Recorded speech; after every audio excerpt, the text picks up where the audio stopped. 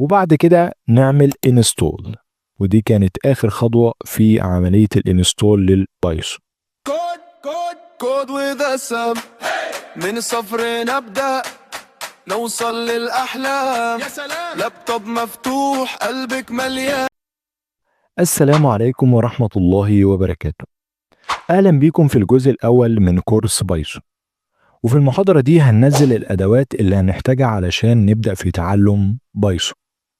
وكمان هنرد على السؤال اللي معظمكم بيسأله، وهو هل ينفع اتعلم بايثون واطبق من على الموبايل ولا ما ينفعش؟ خلينا نبدأ بعد ما تصلي على النبي عليه افضل الصلاة والسلام.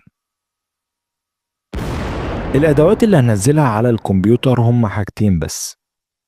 الاولى هي لغة بايثون، والتانية هي بيئة العمل. طب ايه الفرق ما بينهم الاتنين؟ لغة بايثون هي لغة انا بستخدمها لكتابة الكود، بنكتب الكود بطريقة لغة بايثون. اما بيئة العمل فهي المكان اللي بكتب فيه الكود. وعندي كذا بيئة عمل او كذا برنامج لبيئة العمل، ولكن انا بفضل الفيجوال ستوديو كود. وبكده احنا عرفنا الاداتين اللي احنا هننزلهم معانا النهارده. وتعالى يلا نبدأ في تنزيل بايثون. هنروح على البحث في جوجل ونكتب python.org بالشكل ده، وده موقع بايثون الرسمي. بنضغط على داونلودز، وبعد كده بنضغط على داونلود بايثون 3. اذا كان بقى الاصدار عندك، ايا ما يكون الاصدار عندك فانت بتحمل، يعني مش مهم الرقم، لان ده التحديث ممكن يكون يعني نزل لك تحديث فالرقم يتغير، مش مشكلة يعني. تمام. بعد ما ينزل الملف بنروح نفتحه ونفعل الخيارين دول، مهمين جدا الخيارين دول. تمام كده. تمام.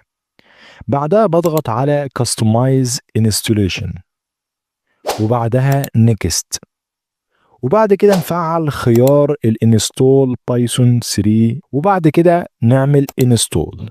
ودي كانت اخر خطوة في عملية الانستول للبايثون. هيبدأ ينزل معاك هتبدأ تنزل معاك بايثون. تمام.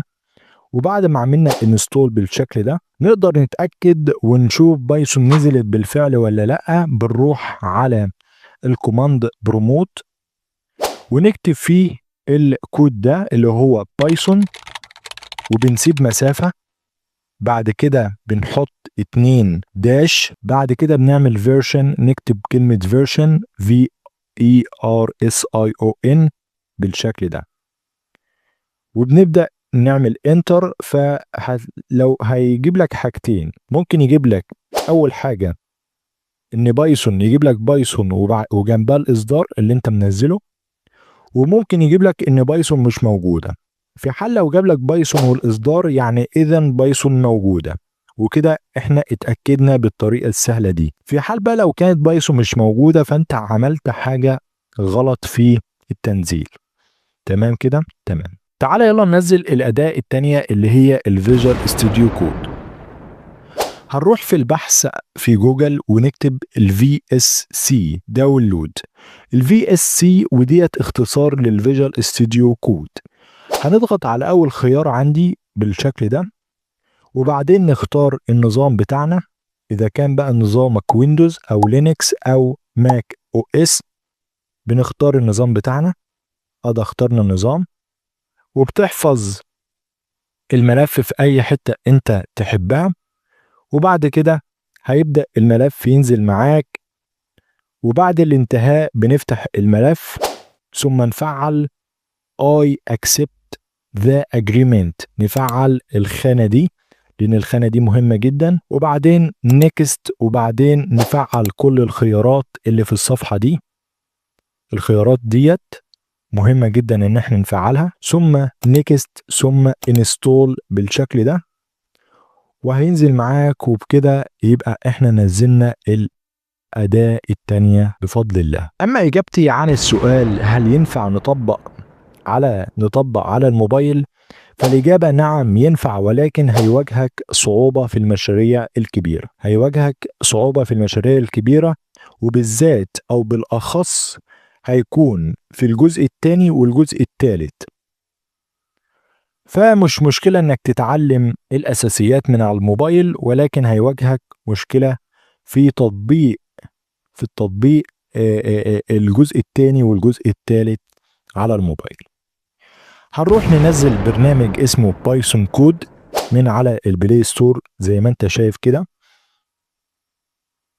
وبكده انت امورك تمام. بعد ما تنزله تقدر تفتحه وتحط اي امر انت حابه في البرمجة، ونبدأ ان احنا نشتغل عليه.